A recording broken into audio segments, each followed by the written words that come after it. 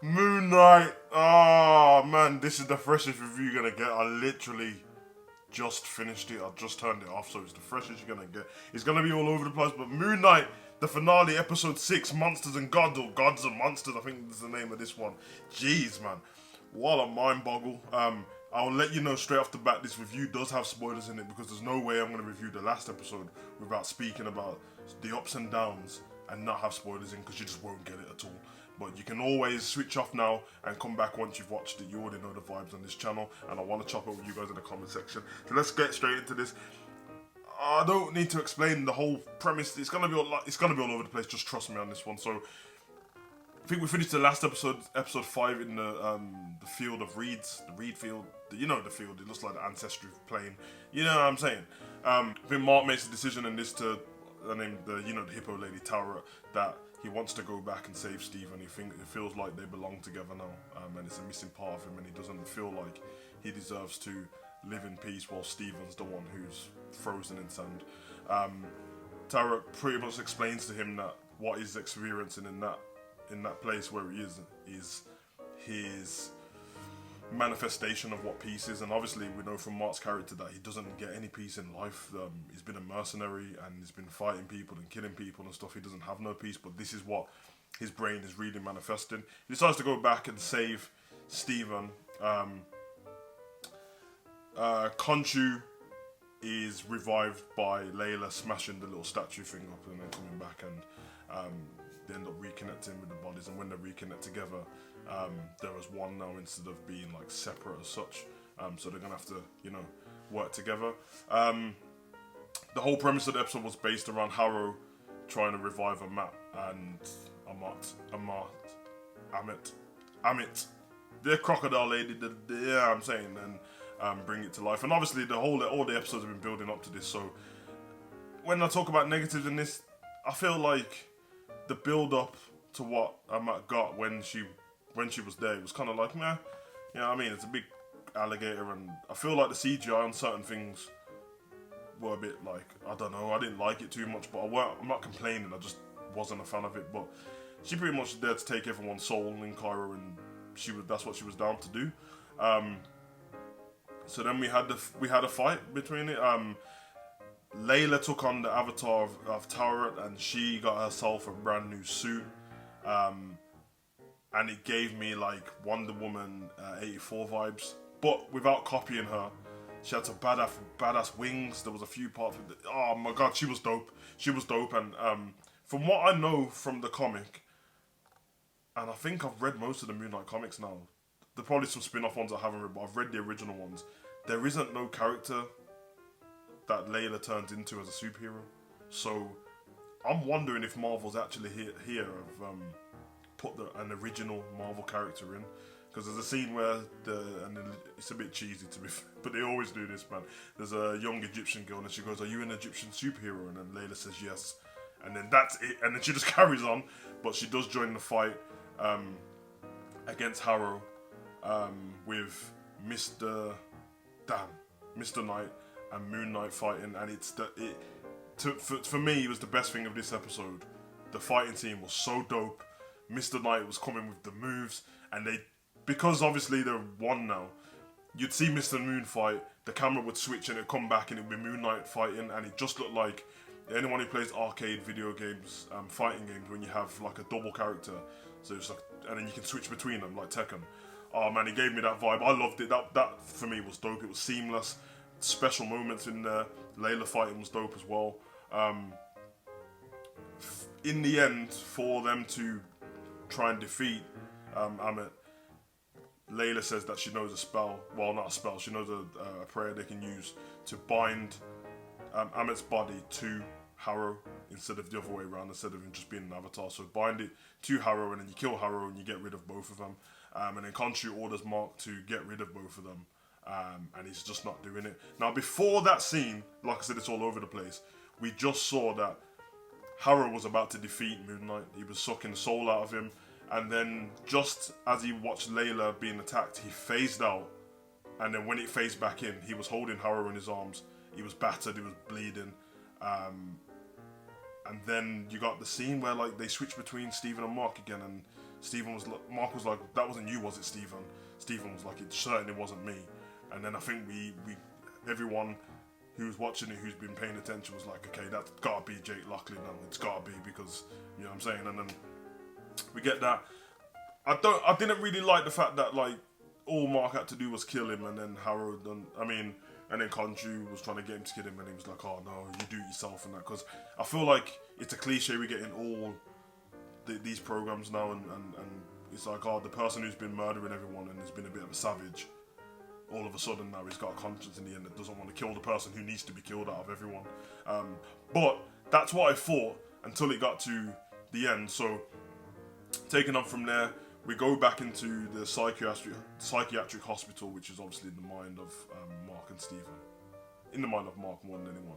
But this time, it seems a little bit different. His accent changes up a bit. It sounded like a bit of a Boston accent to me, but I'm probably wrong. But it sounded like that.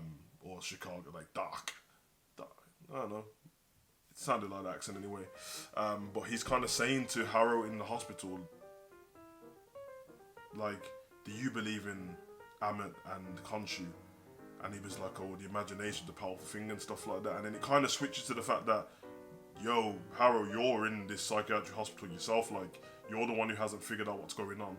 And the jig's kind of up then, you know what I'm saying? And obviously Mark and Stephen had made a pact, a deal with Khonshu that once I help you fight Ammit and put him away, and that you need to release us so we can be free from you. And he said, okay, we'll do that. And they believe they are free now. Scene finishes back at how episode 1 started, with Stephen being in his bed tied to it with the sand around the outside and stuff. But this time he's having a back and forth conversation with Mark. And he's like, I can't believe you live in this dump and stuff like that. Don't see Layla in that part, so it'll be interesting to see what happens to her, if she stays in Egypt or she stays married to Mark or whatever, because clearly she likes Stephen more. And then it finishes. Then we get a post-credit scene. Normally post-credit scenes are something what's leading on to something else, but this scene, to me, like, it was just the ending. They just put it as a post-credit scene, and the ending was that back in the psychiatric hospital, Harrow's the one who looks like a mentally ill patient now. He's in a wheelchair. Somebody's comes to collect him in his wheelchair, speaking in Spanish. Takes him out, takes him to a limo on the outside. When he gets in the limo, Khonshu's sitting there in a suit, and he basically makes the big reveal what we all thought was going to happen, but then thought there's no way they're going to be able to get it in now.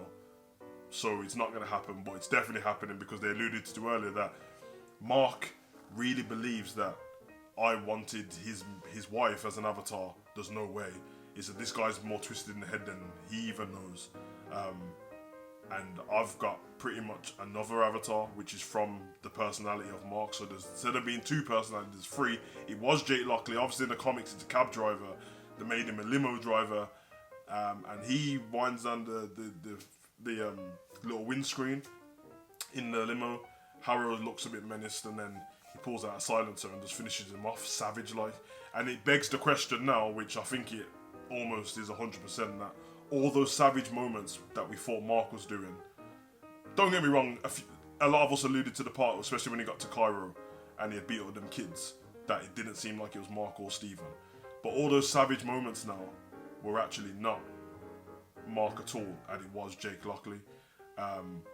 And this is massive, because going into season 2, and what I just said about Layla, and obviously she's a superhero now, I'm almost thinking that they might end up fighting each other, because remember, Layla's dad died, and Mark just said he was there, and he wasn't the one who done it, and he probably wasn't, but Mark and Stephen don't know that Jake exists, so it could have been him, more than likely would have been. Obviously there's parts I've missed out, but you guys are going to go watch it anyway. But yeah, it's my overall thoughts on the whole of Moon Knight. I enjoyed it very much. My overall thoughts on this episode, I wasn't disappointed at all. I thought it was great. I had fun watching it. That's the main thing. The negatives I feel like everything was crammed into one episode. And this has been like a psychological, not a thriller as such, but it's been psychological all the way through. And especially episode 5, where they gave us a deep dive and it was very emotional. This one had none of that. It was pretty much a bit of dialogue and a lot of action. And we love action, and I love action, but I don't think we needed all of that in just this one episode, because we had Khonshu and Ammit fighting in the Keiju fight. They're like Megazords, and it's like Power Rangers. It was pretty cool, you know what I mean? I didn't really like how Ammit looked, but you know what I'm saying. And obviously we had the fight on the ground with Harrow and Mr. Knight and Moon Knight and Layla. But they just crammed it all in. It needed another episode, and I know that we have a structure to stick to now with Marvel Disney programs where it's a 6-episode thing, apart from WandaVision. But to be fair to WandaVision, their first couple of episodes are like 28 minutes, I think. So I think all together it ends up being around the same time. And they're probably not going to restructure it, but I'm thinking going into the next phase, if you can think of it, just do it, because it gives the thing time to breathe more. Because we didn't get much of story behind Harrow being in hospital at all. He's dead now. We didn't get much story between like what's it like for Mark and Steven to be one now, which I think we'll get more going forward, so I'm not too worried about that. But apart from that, I thought it was great. I enjoyed it. I really enjoyed it. I'm trying to think if there's anything I'm missing. I have some notes written down, but no, I think I'm all right, man. I just really enjoyed it. I'm sure there's loads of Easter eggs in there. I think the limo had Spector on the license plate, which I think was trying to let us know that Mark really has no idea. It's been used the whole time. And yeah, it's very interesting. I think the tonality throughout all the episodes was consistent until we got to this episode. But apart from that, yeah, I'm saying it was interesting. I can't complain. I'm really happy with the Disney Plus programs. You know what I mean? Some of them, in hindsight, not while I was watching it, because I enjoyed them all in hindsight, but every one of them have their faults and stuff like that. Everything does.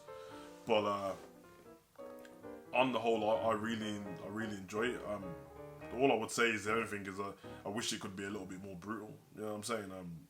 I heard that they might redo Daredevil, which for me, the Netflix Daredevil is the best thing out there, so I wouldn't want that to happen unless you're gonna, change the ratings and stuff like that. But going forward, this could be great, man. This could be great. I feel like some of it's my fault, my expectations and stuff, but it's only because I keep forgetting. Because this is the first iteration of Disney Plus programs we've had. I keep forgetting watching them that there's gonna be season 2s to them. So Loki was the perfect one for me, how it finished and everything like that. And until it's, when they're like, oh, Loki's gonna return in. Then I'm like, oh yeah, it's gonna return. So Moon Knight in my head was like, I need the ending of what a great one-off movie would give me. And if this was just a one-off movie, then it wouldn't have given me the best ending. But then I remembered, of course, it's gonna be a season 2. Problem is there's so many episodes, there's so many different programs coming in between them. It's gonna be a long time, so we'll see. But they can I want to give a special shout out to all the actors in this. I thought everyone was great. I didn't see any bad acting in this at all, to be honest. Oscar has to get a special shout out because in this episode in particular, not only has he been changing between characters, what we've seen in the past, he's changing between being Mark and Steven mid-sentence. On top of that, he became Jake, and then he was changing the language. He was speaking Spanish, and then he had a Boston accent, and then he had the Chicago accent, and he was Steven, which is an English accent, and I think he's great. And like I said, the facial expressions to go along with it. I'm gonna see if there's anything else on my notes. I think I've covered enough there, and I'm very excited going forward. So I'm gonna leave it there because the video is long enough, but it needed to be. Please go and watch it. Please come back and speak to me in the comment section so I can chop it up with you guys. But yeah, man, Moon Knight, episode 6, Gods and Monsters. It's been fun, 6 weeks. Let's see what happens, man. I got Multiverse of Madness tomorrow, I think I know it comes, wait, what day is it? Okay, it comes out tomorrow, and I'm going to go see it 2 days after that, or 3 days. I'm going to come and see it on Saturday, so I will definitely do a review of that, because I'm flipping out. I'm so excited for that. But thank you guys for coming over. I've been your boy, Hugo the Savage. This has been Hugo Online. That has been the Moon Knight review. Jeez! Run.